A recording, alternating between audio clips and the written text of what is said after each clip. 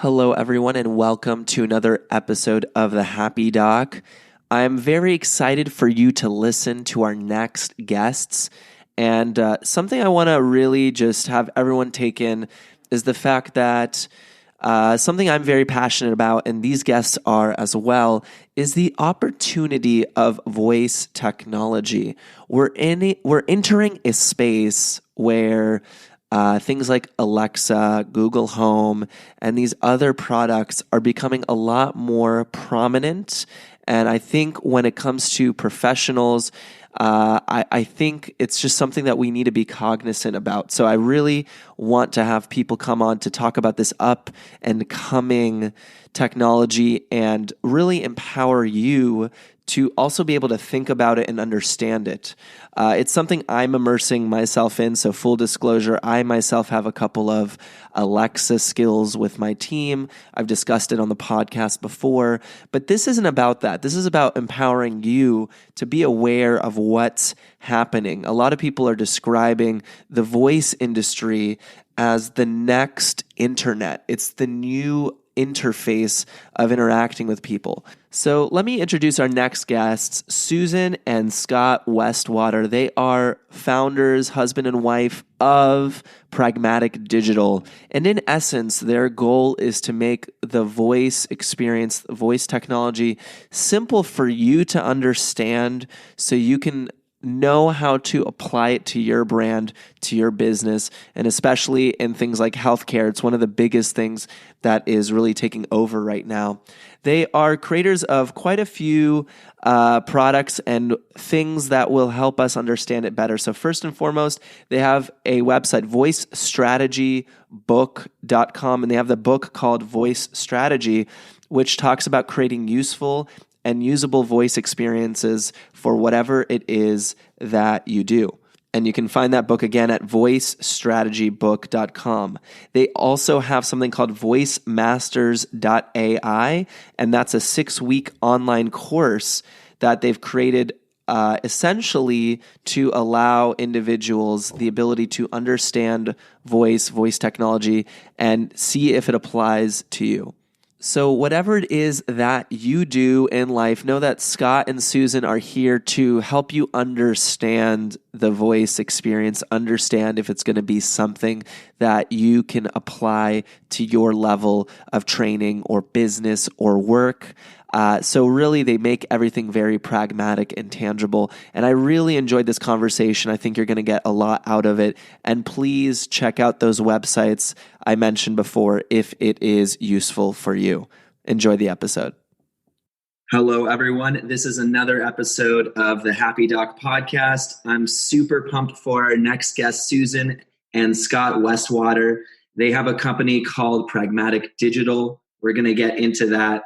Before I talk a little bit to them, I just want to say that in this podcast, we've discussed so much about voice and the power of voice technology. If you guys haven't tuned into those episodes, this is going to be another one where we're going to really highlight the power of what the voice platforms are, what they can do for us.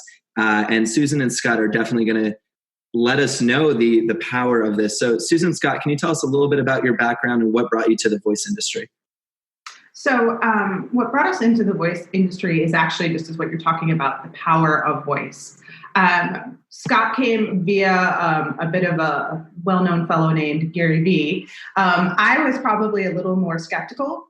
The numbers were good, and there are so many things that we have been seeing in just the way that it can be inclusive, the way that it can reduce literacy requirements, but also the way that it can just open up information to so many different audiences.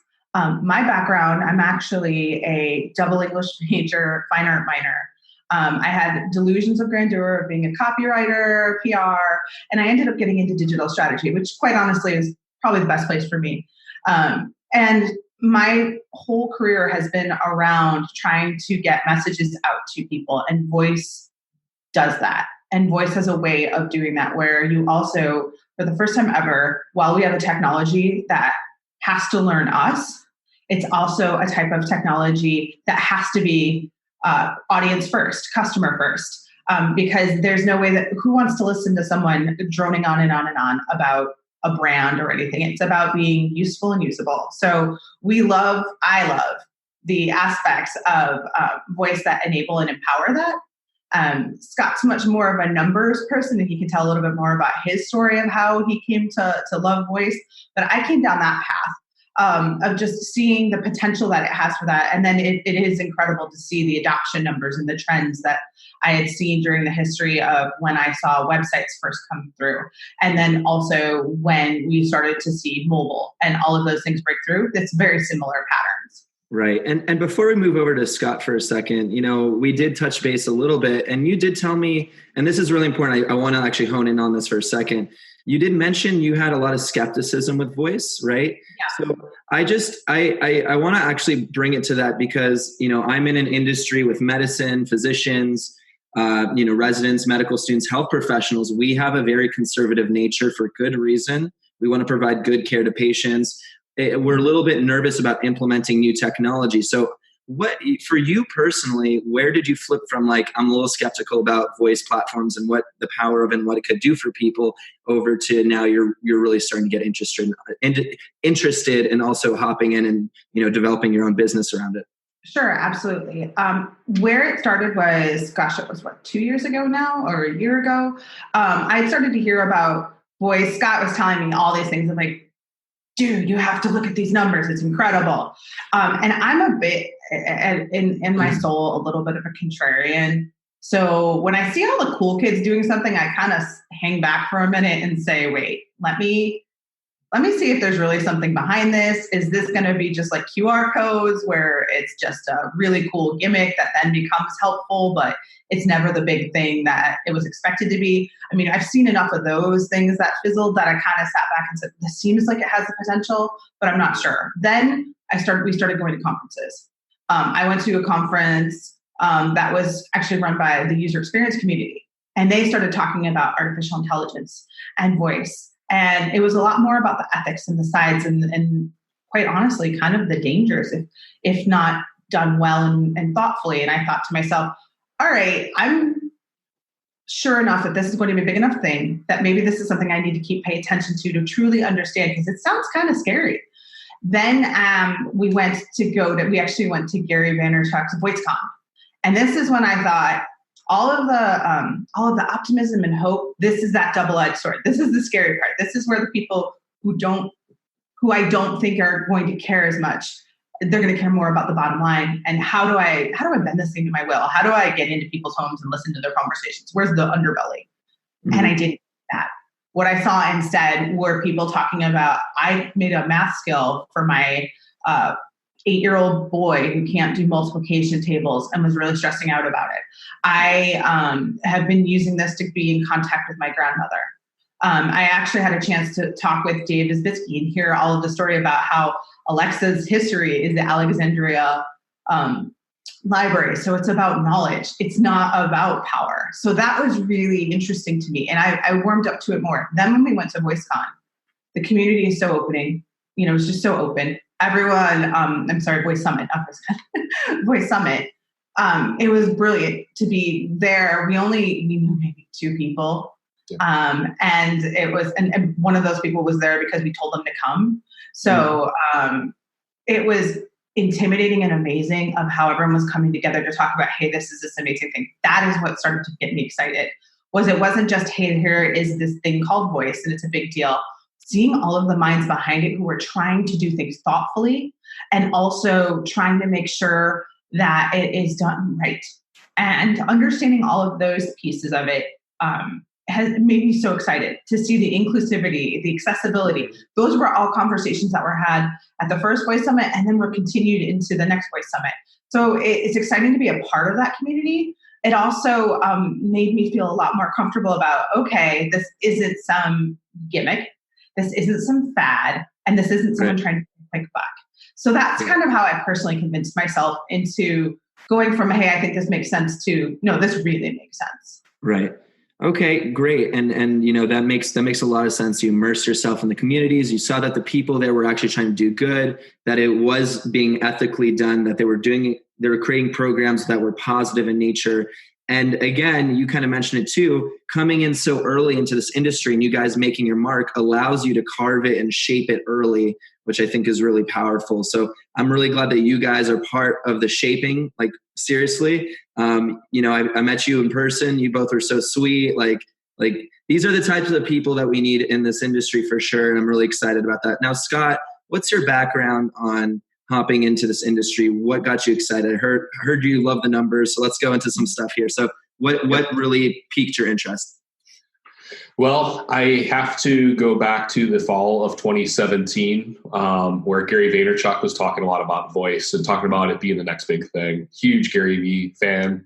And I always believe when he says things like that are so moonshot-like, it's probably wise to pay attention to it. So I'm a researcher by nature, so I started looking into the numbers. And when I started looking in the adoption numbers and what was happening from a business perspective, I actually saw the exact same pattern that I saw with the web, that I saw with mobile, and that I saw with social. And so when you start to see the same story line up time and time again, you see the same pattern, it's like, all right, it's happening. It's already underway and it's happening. And this is even that far back. And it's only gained in steam since then. So really, we see it as a way to take all of our experience from digital strategy, content strategy, user experience. Back in former lives, I worked on TV commercials and radio production and things like that.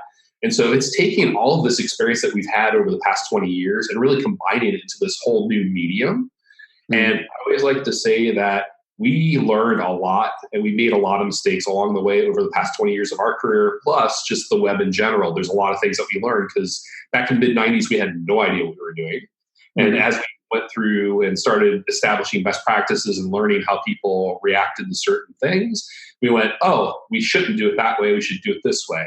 Well, we know that stuff now, so we can actually apply that to voice because really, from an audience standpoint, their needs don't change regardless of the medium. Like they still need to achieve a task. They're still trying to do something.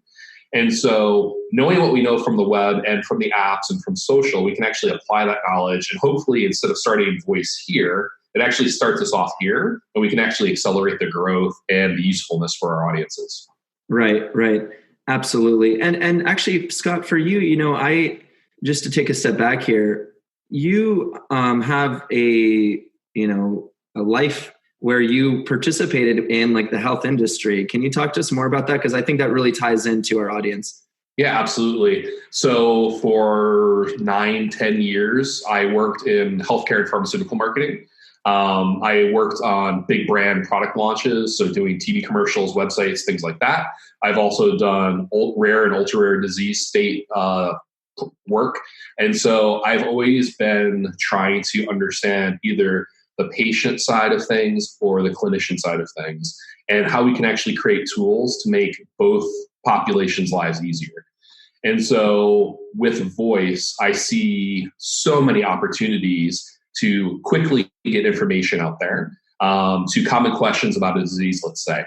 And, hopefully there's ways that people can access that information with basically zero friction. And the nice thing about voice is you ask a question, if it works properly, you'll get an answer.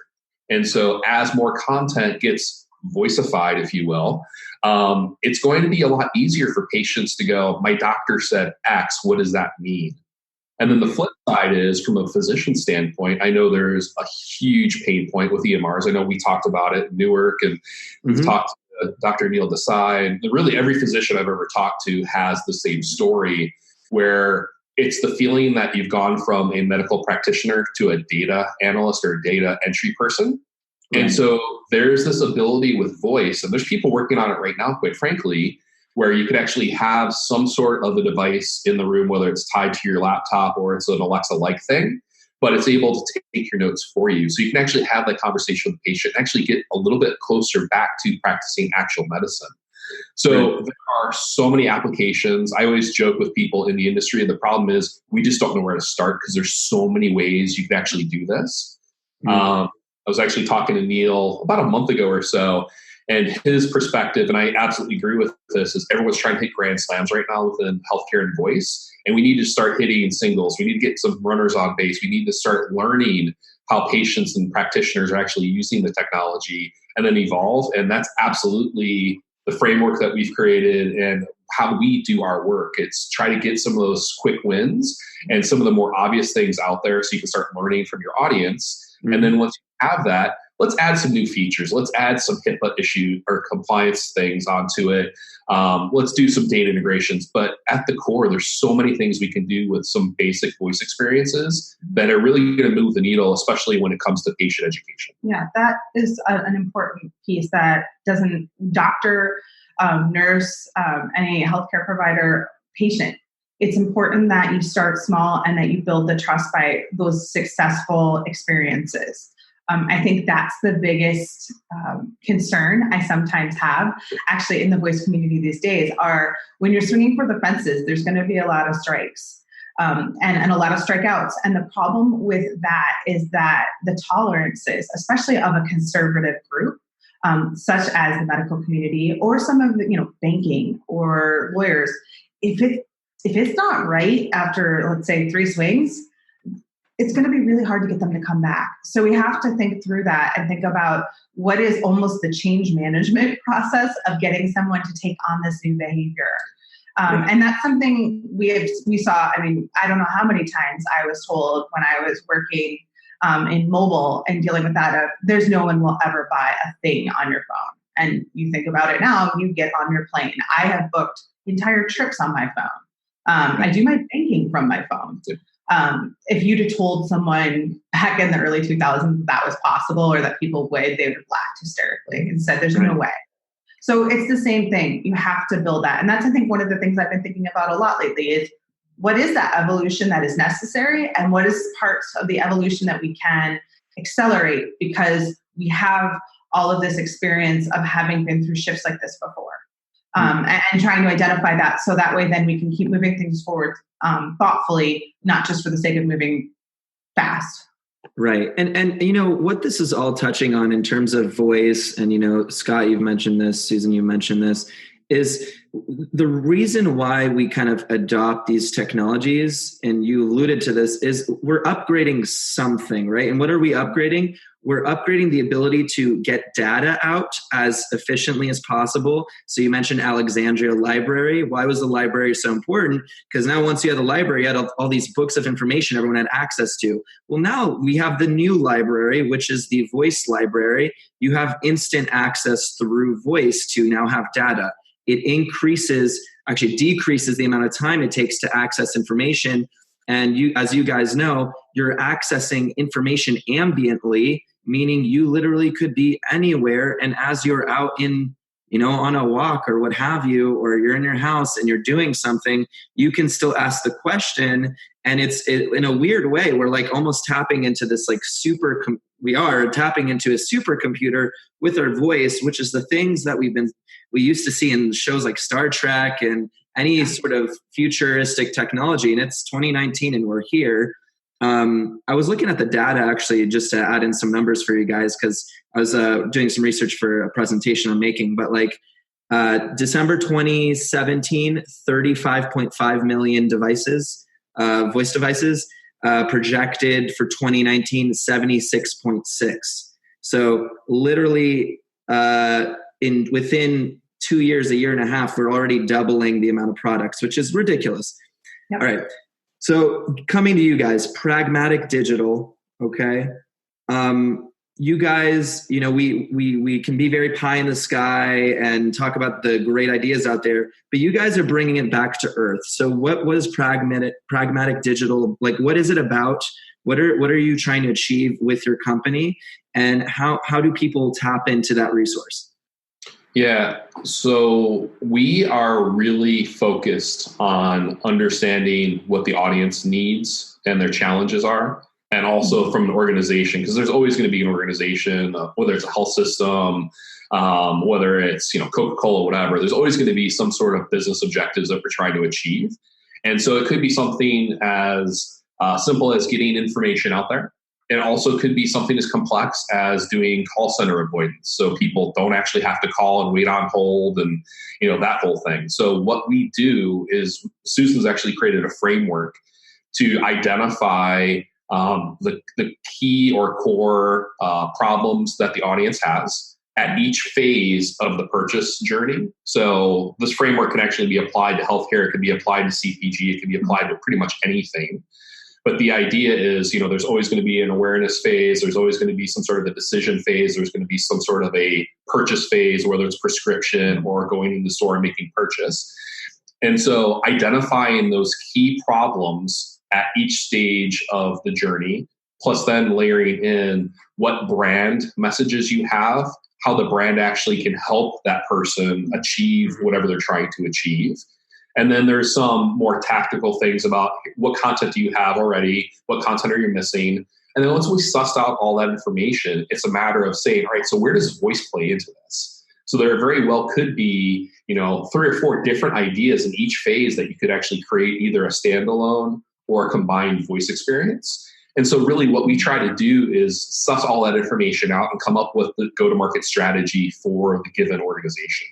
So like if it was you specifically, you identify what the challenges your audience has, what your objectives are, and what you're trying to achieve with whatever this tactic is. So whether it's increasing listenership or decreasing churn or whatever the case might be. And then we sit down, talk to other people that are within the organization, and then identify those things. And then actually come up with, here is our core strategy, here's our go-to-market, here is the promotional plan. Because the other thing is, most people will create these experiences and then just kind of put them in the app stores and then forget about them. And much like the early days of mobile apps, that's really where we are now with voice experiences. So you have to promote it, given any channel you have. So talking about it on a podcast, Facebook ads, organic Facebook, whatever, just to get the message out so people know. What is really important too, and the whole premise of this framework are a couple things. First of all, as much as we want voice to be its own creature, it's not.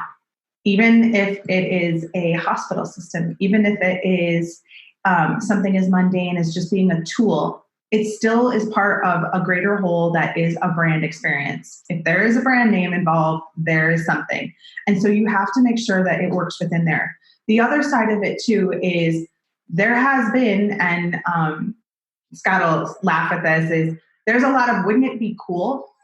And wouldn't it be cool, as neat as that statement is to when you're brainstorming, is not a strategy, unfortunately. Unless there's a lot of things that you should start with as you're thinking that through that have to be about how is my company going to benefit? How is my user going to benefit? And you have to think about things that way. Because the voice has finally hit a maturity where we don't have to use humor and novelty skills or experiences to build the trust anymore. We can get down and start doing useful and usable things that actually solve a problem versus surprise and delight. And that is then where we're going to be able to create experiences that actually make lives better, that actually make it worth the investment. And that also just create it part of the fiber of our beings, of how we do things. It's already started with how we search on our phones and how we do text, voice to text, things like that. But how do you take that to a bigger thing? And that's where then we try to bring in the strategic thinking before. So it isn't ready, fire, aim. It's really expensive to fail faster. It's also kind of unnecessary. There is something to be said about testing and learning. And getting through things. And this is a way of taking a moment, thinking that through, understanding and loading the deck a little bit. So yeah, there's going to be some failures, but there's going to be some good too, versus I'm just going to throw everything that's in my brain, throw it out there and see what sticks. What if we can start a little bit further along in that process? Right. So that's where we try to provide the strategy. So we help companies understand where voice fits and where it makes sense, because voice is not one size fits all, and voice does not solve every problem. And very much so, like when, my favorite example is being on the Chicago Elk, packed to the gills on a October morning and hearing some girl say, oh yeah, I'm on my way back from the doctor. Yep, I'm positive for strep throat. And like everyone on the train being like, really? And there's no way to get away from her. And there's no way. And like you saw, like, I think that's where hand sanitizer use started to like boom. Is riding on Chicago public transportation. So I think though that those are the things where it's like, okay, voice isn't such a good friend at that moment. Would have been nice if you texted that. Thanks. And it's those types of things that we have to think through how it works together. It isn't necessarily voice is going to solve everything and it's a silver bullet. So we try to get at that. Mm-hmm. So if I were to summarize, kind of what, you guys do as a whole, whatever the person, product, brand, company is, they come to you and you guys are going through this methodically, thinking about the audience in mind, understanding what you truly want to achieve, and then understanding where voice plays a role in that. So you have a successful strategy. And I'm assuming you guys also are creating this almost plan of phase 1, phase 2, phase 3. Like, this is how you're going to start to create this. This is how we're going to test things with the analytics or the audience coming in. This is how we might have to tease things out along the way. How long does this process take to go from like just the beginning idea starting to actually develop the product or the idea? It really depends on how much research we want to do, how complex the problem we're trying to solve is. Right. We have a data analytics partner that is able to scrape the web and actually give us quantitative and qualitative data. So not only do we see the numbers and the trends and things like that, but they can actually pull the verbatims. And so you can actually see specifically given a topic what the sentiment is and what the language people are using are.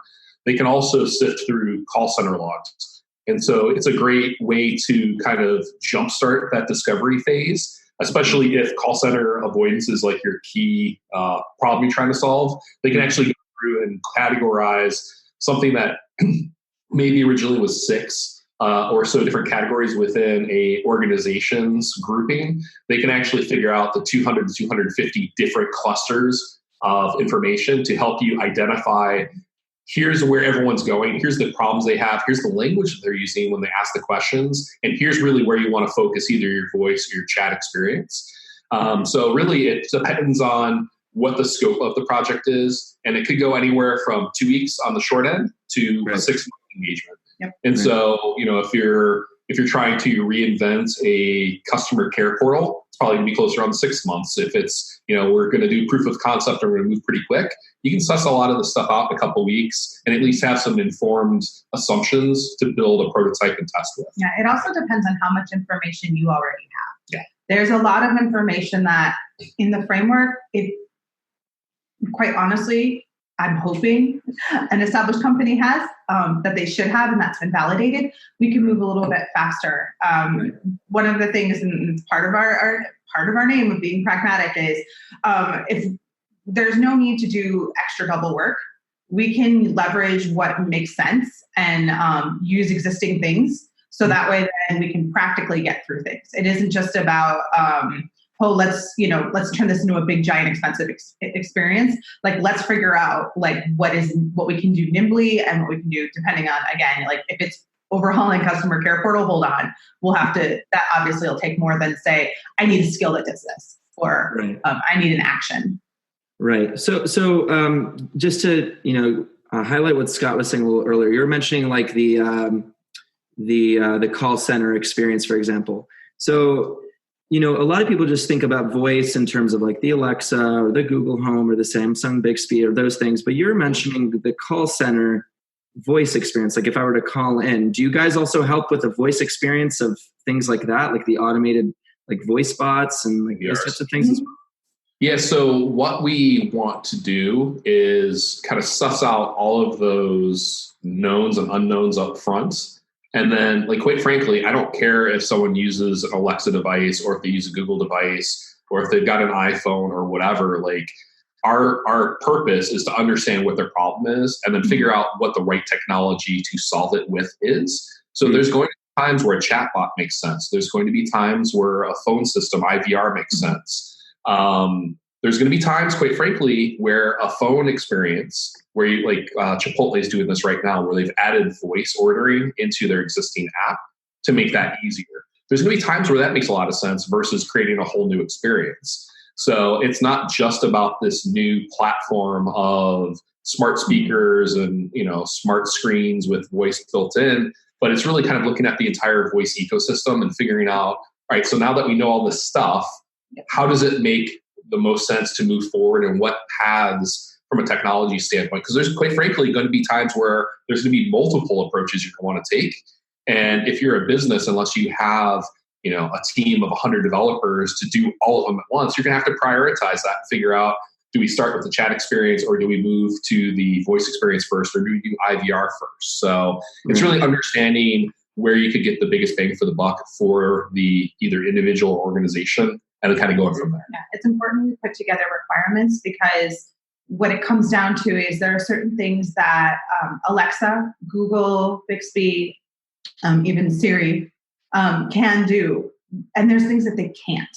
And there are other times where, hey, this needs to be a super closed system, or this needs to be private. Let's figure out then how do we enable that. I do have in the back of my mind a lot of times though of right now, and I was talking to someone at Voice Summit about this.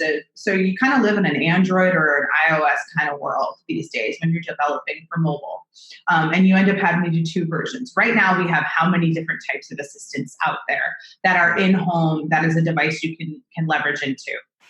We're quickly getting to 4 and even 5, especially like if you get international, it gets even more complicated. Right. That's not a sustainable world. Right. So it is trying to figure out then, I don't want to necessarily bet on any one of those horses that they're all going to finish the race, because as we see, like in different markets too, some of it's because of socioeconomics and things like that, like having dealt with international marketing and international manufacturing, I understand there's limitations that come with government restraints and stuff that change how the face of a market. All of those things come into play. We have to be able to look at things a little more agnostically, because it's not about, I want to develop an Alexa skill. It's, I want to solve problem X. And when you start from there, it makes it easier for you then to get at the roots of what am I really solving for? And then will this help me versus, right. I'm just going to make a simple skill. Right. No, and that makes a lot of sense, right? It's kind of like, it reminds me of cryptocurrency and blockchain. It's like, are you betting on Bitcoin or are you betting on blockchain, right? So in this case, in this conversation, something I would highlight to the audience as well is, we are passionate about voice. We're not necessarily passionate about a specific platform of voice. We understand that there's we're all nodding here. There's a passion understanding that voice and the connection between voice to the digital world is allowing us to do things that just, quite frankly, were not possible before. Give you guys a tangible example. Myself as a prescriber, when I call Rite Aid right now, I'm not even talking to a person anymore. It literally is one of these like chatbot type situations. And it says, are you a patient or a prescriber? So boom, instantly I can say I'm a prescriber. Next question, would you like to leave a voicemail or speak to the pharmacist? Really efficient. Boom, I say I want to leave a voicemail. Makes it a lot faster. I leave a voicemail. Boom, my script is in. That process takes about a minute. That process used to take a lot longer because you would have to be put on hold and then you'd have to wait for a pharmacist. But now with voice, it really, really cut the time, right? So I'm just trying to give, again, a tangible example for everyone. The problem is it takes a long time for me to prescribe medication. Solution, use the voice chat bot to essentially allow me to cut the time, right? So what are other like maybe tangible or pragmatic examples you guys have seen that have really helped solve something that you guys seen in your industry or something else? Yeah, so my favorite example, there's two that we go to the well on all the time. First one is the Butterball Turkey Hotline. And it seems ridiculous to even mention this, but Butterball actually has a call center, and they have it here actually out not too far from where our house is. And they have 20 or 30 call center people that during Thanksgiving are sitting there, on the phone answering common questions about turkey. And so like, what's the ideal cooking temperature? My turkey did this, the little thing didn't pop out, whatever the case might be, right?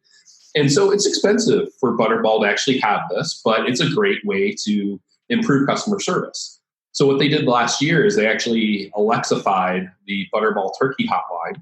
What they did is they actually took 3 of their operators that have been there for 20 plus years and had them answer all the common questions in their own voice. They took them into the audio studio, recorded them, giving the answers, and then actually built it into Alexa. So now if you're in the kitchen, you can actually say, Alexa, open Butterball, whatever, and then ask your question. So from a customer service standpoint, I don't have to make a phone call anymore. I can actually just ask my Alexa device, what's whatever, get the answer, move on with my day, which is really what they were trying to do. But from a business standpoint, you say you got a 5% reduction, 10% reduction in call center volume, that could translate to millions of dollars in savings that could be reinvested elsewhere within the organization. So that one I think is a great example. I think the other one is Tide. Mm-hmm. Yeah, absolutely. So what's interesting right now is that the monetization of and being able to do e-commerce or voice commerce, it isn't quite there yet. We know that we're still in the infancy of some of the features and functionality of what we've got. However, there are a whole generation, there's at least 2 generations that don't really know how to do laundry. It's either because mom just did it, or because it was one of those things of the maid did it or something like that, as much as or someone else. But basically there was never that transfer of knowledge. And so there are all these questions, and Tide's basically taken all of their information that they've had before from their websites and other pieces of information, and has now put that into an Alexa skill to be able to help.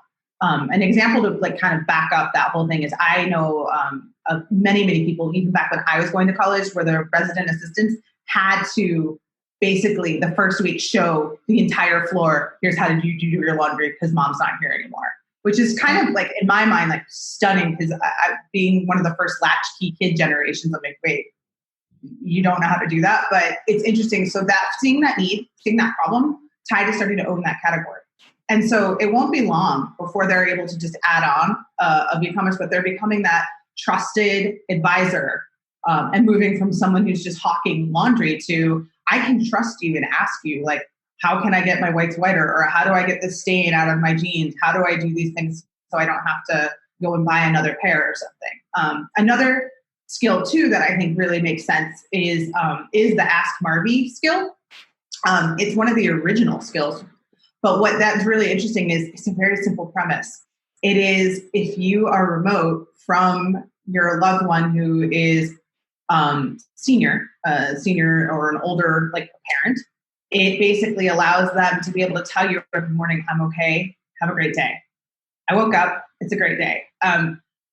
Prior to dealing with that and having aging grandparents, having aging parents, it was figuring out how does that work and how do you test that? I think about Scott. Scott has his grandfather is still alive, and every day the way that his neighbors know that he's okay is he changes the shades. Well, if you don't live near there, then that neighbor has to call. Well, this is a way of making that so much easier and actually so much more secure that you're not relying on all these other folks. They're able to get to that, and then that way then you're able to find out. And there's a way for them to even say, call me. But there is something about that skill that is very simple. It's a very simple premise, but it does an amazing job then of helping you to keep your loved one safe and being able to do that. And a nice part of it too is I think it shatters the myth that voice is only for the millennials. Right. I mean, and in the geriatric population is actually really powerful. For example, with that skill, as you were mentioning, if the trigger to know that grandpa was safe was changing the shades or moving the shades or whatever, well, let's just say there's a big time lag where you're not 100% sure. Grandpa's on the floor, he's fallen. What's the one thing you can always ask for? Help with your voice. I mean, that's just such an innate trigger, right? So for, hopefully grandpa remembers how to activate the skill. That's the one area there, right? Yeah. But if the voice there could save, minutes, hours potentially.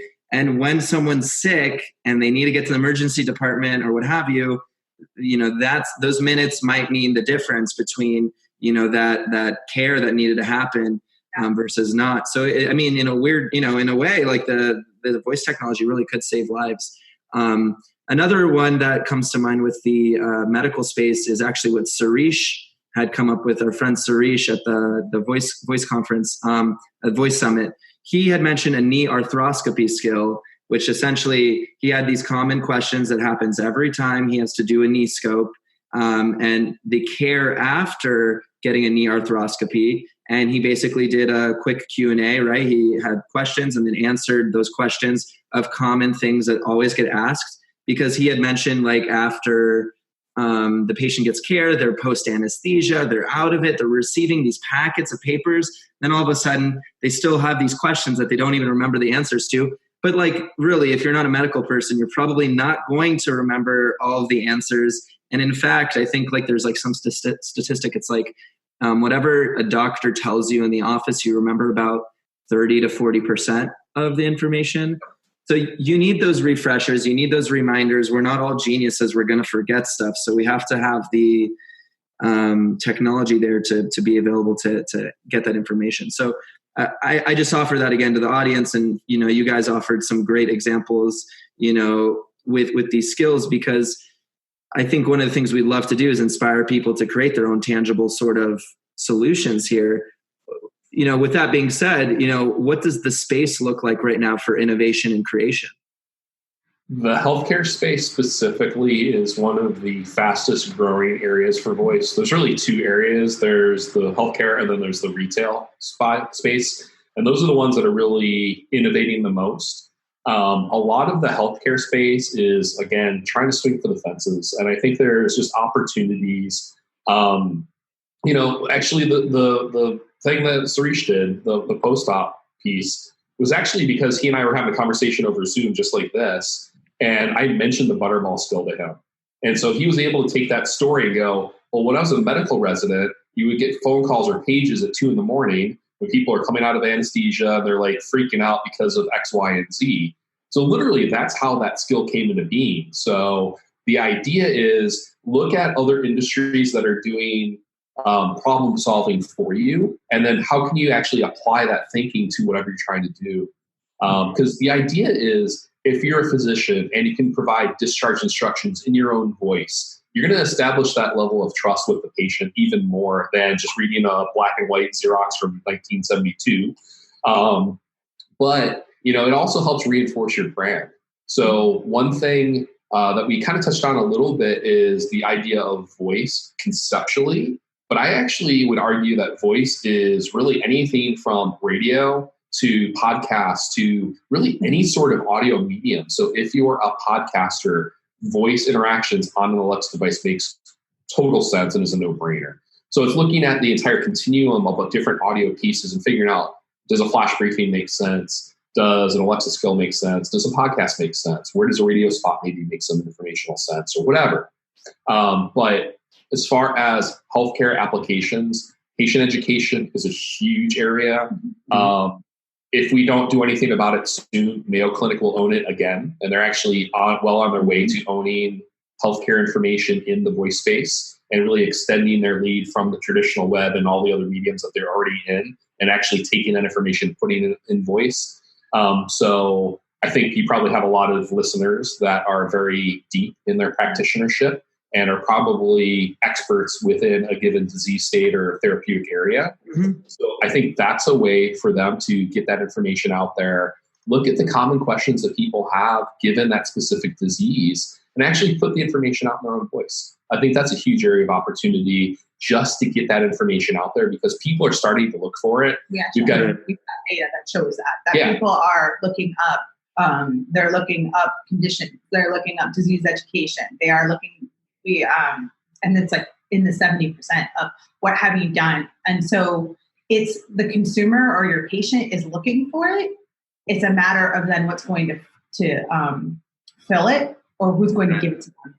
And why not it be you? Why not it be them hearing it from their doctor or from their trusted caregiver as opposed to the Mayo Clinic? I mean, I know we all joke about the days of WebMD and decision tree going to either you have terminal disease, you're going to die. Like the joke of that, of when people go through the symptomology, there's a way for us to get a little bit ahead of that so that it doesn't do that. And part of that's because of legal trees and stuff like that. I joke about that, but you know, it's a simplified thing. But the whole part of that is that, yeah, we can have a big, large thing that's very impersonal, or there's a way that doctors can start to make that information available to their patients and therefore then be the Sherpa that helps with that so that you don't end up to a genericized outcome.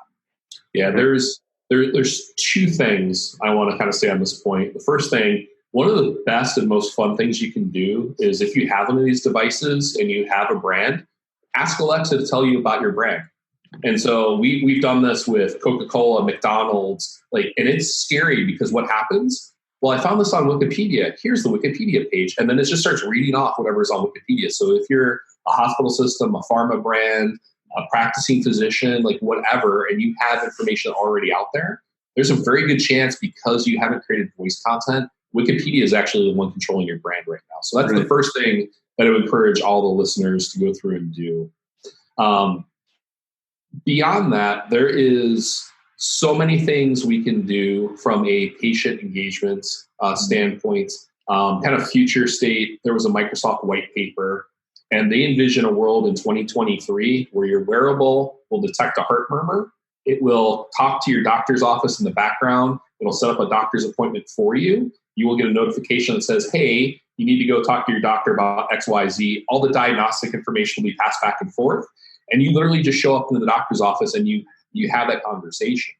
So the idea of preventative medicine via remote monitoring is going to be a huge area. And granted, there's HIPAA issues we have to work through, privacy issues, data security issues, and all that stuff. But that's where Microsoft's head is going. And that's only in, really 3 to 4 years is really that world.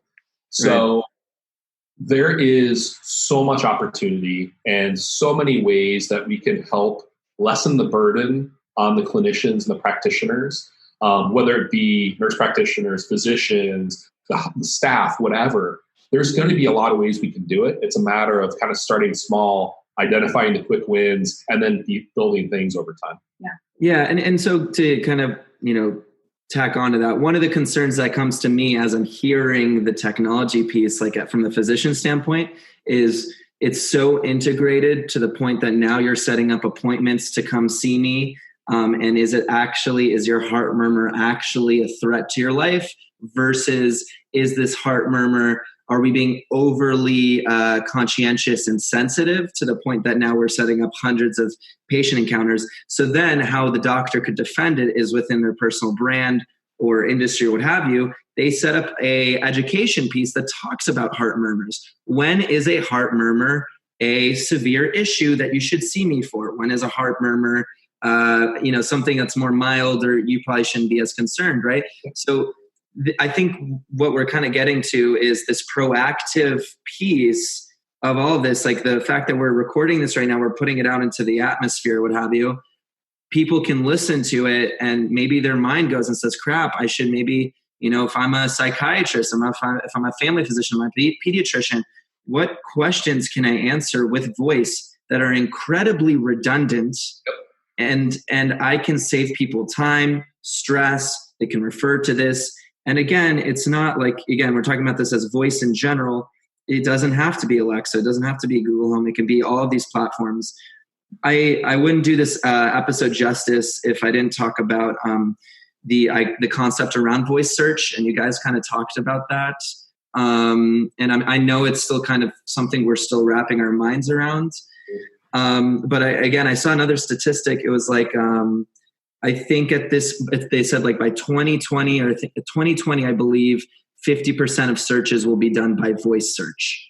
And we're already doing a lot with Siri and all these other platforms. So what do we need to think about in terms of voice search? We talk about search engine optimization and all those things, but what do we have to think about in terms of voice search? What are your thoughts around it? So it's funny that you mentioned that 50% stat because whoever, I think it was ComScore, originally was attributed to that. They've actually walked back that statistic, only to say, and then we actually found out why. There's no way to actually attribute voice searches versus mobile searches versus desktop searches right now. So you could be on a desktop and you could be using your voice. And we saw stats with Windows that 25% of people are doing voice search on their desktop. So the problem is they just can't track it because they're not actually built to track it yet. In your GA, it comes up as a direct search, right? Because we don't have the trackability quite yet to say that this is a voice search. However, VoiceBot AI has a number that was at 2. It's 250 billion searches were actually executed via voice last year. So I mean, when you think about it in the grand scheme, it's a lot. It's 13 to 15% is what we can directly attribute right now. Mm-hmm. And the other estimate that we always talk about is 50% consumer adoption in the US. Microsoft says it's going to be closer to 75% by next year. So as these devices get in home, as more people start to engage with it, that number is going to grow. It's going to be a hockey stick explosion. So I did want to at least mention that, there are a lot of people that are searching with voice now. It's going to continue to grow. So whether it's 50% next year or the year after, the point is it's happening. And so one thing that you should know is websites, most of them aren't optimized at all for a long tail search. Most of them are optimized for keywords. They're not even optimized for short tail search, quite honestly. Right. Many of them don't have the right markdown, semantic markdowns, or any of those things to make them discoverable by voice devices. Can you define that a little bit more? Just short tail versus long tail? Yeah, so the idea of a keyword, so like I just want to type in diabetes, let's say, right? And so it gives you a bunch of pages in your search results page based on just that one keyword.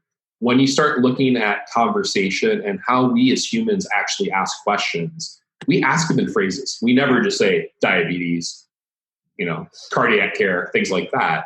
It's always like, and it's usually tell me about or how can I is usually the upfront. And then usually, especially when you're talking about local search, it's around me at the end.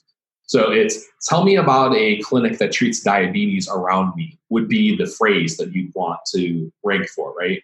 Only a third of all websites on the internet right now are actually optimized for what we call a long tail search. So first and foremost, if you have a website, look at the long tail questions that people are asking and start optimizing your content for that, because that's going to help your website right now. And that's true whether it's a voice search or just in general, like general searches.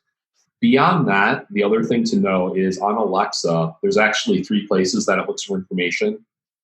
If you ask, what's the time, weather, whatever, there's an internal database, and we call that first search. And so to look inside and say, do I know the answer? It does, great, gives the information, you move on to that. If whatever you ask for isn't there, it actually goes out to the next ring, and we actually kind of see this as concentric rings as you kind of go out further. They go into that second ring, which we actually refer to as the voice web, which is effectively the Alexa skill store. So anywhere, if you've created an Alexa skill, you have the chance to actually start coming up as people are asking for these organic questions. The challenge is right now there's not a lot of content there. And also because it's early days of voice, we haven't necessarily ranked for those questions and those terms yet. So Tide being a great example, they're owning the category of laundry. So like I think they answer 200 different questions about removing various stains. And so over time, as they build that trust and as more people use it and they add more content to it, Alexa is going to go, well, that's something that people are using. Oh, that's got really good information. So when you ask the question directly to Alexa, that question will actually be answered by that. That's a really important thing to know, because the next ring out is the web. And right now it's Wikipedia is giving the answers. So if you have a skill and you're answering those common questions and you're doing that customer service effectively for your audience, over time, you're going to shortcut the web and you're going to be the answer that Alexa gives. And so how powerful is it that the first thing, the other thing to know is when you ask a question, there's only one answer. You don't get a results page with a bunch of blue links on it. So literally, I asked Alexa, here's the answer. So if you were that answer, you're effectively owning that answer for your industry. So if you're a psychologist, if you're a cardiologist, if you're a dietitian, and you're answering those common questions, like you're basically going to be that single source of truth if you build your skill properly. Let me ask a question on that. So let's make it super simple. I'm a doctor that sees a lot of headaches. I make the headache skill. Okay. And in that headache skill, I answer, I go ahead and record my voice. I answer, 20 questions about headaches, let's just say. So if I'm putting my voice into this input, I've set up my skill, how do I make it so, or is it automatic? How do I make it so now if someone asks that question that it's going to take the data from my skill and not from the web? Like, is there a specific way to do that? I'm just trying to make it, again, super tangible right now, just to wrap my head around it. There is a way, and quite frankly, I don't know the way that you do it. It's a development piece where you basically I don't know if you check a box or whatever, but there's a way when you actually build your skill to enable it to be crawled on the skill store. So basically for this exact use case where someone searches and your information can be crawled and returned, we do know that there's some ranking factors. We also can look at how Amazon's handling their product descriptions and that search to say, here's a starting point. Because quite frankly, it's just like the early days of SEO. We don't exactly know all the factors that go into ranking your skill. And there's actually even been use cases or situations where people have a voice skill, they also have a website, and their website's coming up. And my personal belief is we haven't had enough traffic and enough traction on the skills yet. But over time, and this could be a year proposition, this could be a 2-year proposition, whatever. But over time, as more people use it and more people are interacting with your skill, it'll start to be flagged as like a source of information. So you answer 20 questions about headaches. Maybe you start branching out and add information about cluster headaches and migraines and other things like that. Then all of a sudden you become the de facto gatekeeper or go-to of all things headache. And you can talk about, disease education. You can talk about therapeutic options, and there's medication, blah, blah, blah. But you can literally become that resource and that go-to. So we know if you add content, that's going to help. So content freshness is one of those factors. Traffic, repeat traffic, things like that. Those are other factors that Amazon will consider as part of it. There's a whole other part that we haven't even talked about in Google, which is a big. Yeah, and one thing I do want to call out is there is one suspected ranking guarantee, and it's the review. And there's been a lot of talk about this because it's a problematic thing. Similar to when a third-party seller at Amazon gives you an extra gift or a little note that says, give me a good review, please, because they know that that'll make their searches show higher. That's starting to fit in a little bit into skills. And where it's actually saying in the skill, give us a 5-star review so that we can continue to give you this product, we can give you this skill for free or blah, blah, blah. And there's been a big discussion about that because originally it came from, and this is some of the early days naivete that we're seeing, is where Amazon's like, all right, well, if it gets good ratings, sure, that should be a factor. And already it's sort of like the wild, wild west of back in the web days of, all right, well, how do I gain that? So, and which is why we don't ever get a list of here are all your ranking factors, because people will be serving the machines versus the user. Right. But that's something to know is that reviews do come into play. I actually have heard, though, of instances where someone's like, I have a 1-star reviewed skill ranking ahead of me, and it's some guy's resume. Like, what? And it was because that person went through a lot of effort to put in keywords and to be discoverable because they were trying to get a job. I've heard of that. So I think that there's some parts in there that have to still work themselves out, but it's about traffic, it's about content freshness. And I cannot emphasize it enough how when I'm checking out on the skill store and I'm playing and I'm looking to see, I wonder if there's a skill for this, and seeing launched in 2016. And then you see, this is amazing, this is great, this is brilliant. And then I look and I see January 2019, it's broken. And just seeing how people, you can't just throw it out there and then ignore it. That's an important part too of that as well, because those negative reviews are also going to be a problem. And that's another flip side of reviews. Trying to figure out how do you then get to respond to a negative review. There's ways that you can do it on Yelp. There's ways you can do it in the Amazon store, but we don't have that yet in the review and the skill store. So those are some of the factors too that come into play. Yeah. I mean, I think we're going to kind of wrap up because I think the attention spans of our listeners might be dwindling at this point. But I want to kind of summarize holistically a little bit like what we talked about, because I think it's really important. So basically, voice is a big player. It's still early, but it's early, but it's also a time now that if you're not getting into it, the amount of information you're starting to, I feel like you'll be a little bit behind if you don't start to kind of understand what voice is and how you can start to develop it into your own industry, because I think there's a lot of prime real estate right now. We're talking about searchability a lot. There's only one way to say headache. So if you had the headache skill, no one else can take headache, right? So you own headaches. So like, you have to understand, like right now, like if that's not there, someone should please take that. Right. So, like, just like with the domains online and stuff, but point being is voice is happening. It's a huge industry. We're all still trying to wrap our heads around, how data is getting pulled. Voice search is still early. We're getting our heads around the data. You guys, Pragmatic Digital, you're coming in as one of the teams here, and an important team. You guys are like kind of blowing up at this point, by the way, to really bring us to earth on the, and what I love is like, you're not saying that voice is the answer. You're saying that it might be the answer based on the problem that you're trying to solve, which I think is great. So you're not like so gung-ho about voice that you don't understand that, might not be the actual solution. Yeah. So you guys are one of those people that are, if you don't know anything about voice, but you want to get into this, your website would be a great place to go to. Your ecosystem would be a great place to immerse yourselves in, just to see if it even makes sense for what you want to achieve. And of course, we talked about some use cases, and we talked about a little bit about voice search. So I think we've had a pretty good, actually, like holistic conversation about this, which is awesome. 2 questions. Number 1, was there anything you felt like really compelled to talk about that we haven't talked about yet? There's one thing I do want to say, and it's simply, if you felt that you were left behind when it came to social or digital, and like you never caught up and you're playing catch up, voice is an opportunity to make up for that. Like, that's part of the excitement, and that's part of the huge opportunity and potential of voice right now, is if you didn't get it right before, this is an opportunity, because it is the ground floor.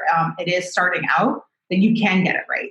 And it's okay. You can go back and fix the other channels, but with the new channel, you have an opportunity to kind of set the ship, or to get up front again. Mm-hmm. Right. Scott, anything else that you would want to add to this conversation at this point? So the only thing I'd add is, to your point about our website, I did write a blog piece specifically about healthcare and voice, and gave some thought starters on areas that we can do both HIPAA and non-HIPAA ideas. So if anyone wants to start investigating voice a little bit more, check out that blog piece, because I think it'll start to spark some ideas and at least give you some directions where you can start to investigate. Mm-hmm. Mm-hmm. Absolutely. So, and that was going to lead to my next question, which was, how do people reach out to you and get connected with you? I would say Twitter and LinkedIn are the 2 best ways to find us. I mean, obviously you can find our website. It's pragmatic.digital, but we're both active on Twitter. We're both very active on LinkedIn. So feel free to shoot us a message or send us a tweet or whatever, and we're happy to chat. And our handles are? At SJW75. And I am at Scot Westwater, and Scott has 1 T. Great. So we will also have that on our show notes, and have that available. Question I often will ask right at the end is, what's something that makes you happy or gives you energy? Meeting like-minded people. We've kind of been talking about this the past few days on Twitter and LinkedIn. Like that impromptu meeting that we had in the lobby of the trip during Voice Summit with you, Rish, Chithra, Terry. Like, that was just such an incredible experience, because we were just like chatting ears and like really building off of each other's energy. And that is just absolutely like catching lightning in a bottle. I think for me, it's being able to have an abundant mindset. Like, what brings me happiness is being able to actually understand what work-life integration is, as opposed to the myth of work-life balance. But figuring out, and that's one of the things as being an entrepreneur that we have, and being able to step away from if you're not hustling yourself to death, then are you really hustling? And it's like, nope, there's a way that you can balance that out. And that's what makes me happy, is being able to balance a job I love, a career I love, with the rest of my life. So. Mm-hmm. Well, amazing input, guys. I learned a lot from this conversation. I know our listeners definitely did. Would love to have you guys back on as we're learning more about voice, because this is incredibly evolving. I mean, I'm sure we're learning new stuff every day about the new functions and all these new pieces coming in. So it's an evolving field, and I'm really happy to immerse myself with you guys, and I'm looking forward to what our listeners have to say. So thank you so much for your time today. Thank you for being on the Happy Doc Podcast. And something I always say is time is our most precious commodity. You guys have offered your time today. So I'm absolutely grateful for your time. All right, guys, and that's a wrap for the episode. If you enjoyed the podcast, if you enjoy the Happy Doc, please share this content with a friend. Please share it with someone you think would find this interesting, as especially in this episode. There's just so much to take away and to provide value to someone else. So please share this episode and this podcast with someone. If you are inclined, one of the best ways to support us is leaving a 5-star review, especially on iTunes. It's one of the best ways to find us and support us. If you have any questions, you can reach out to us on our social media. It's at Happy Doc Podcast. Have an amazing day, and I'll see you on the next episode.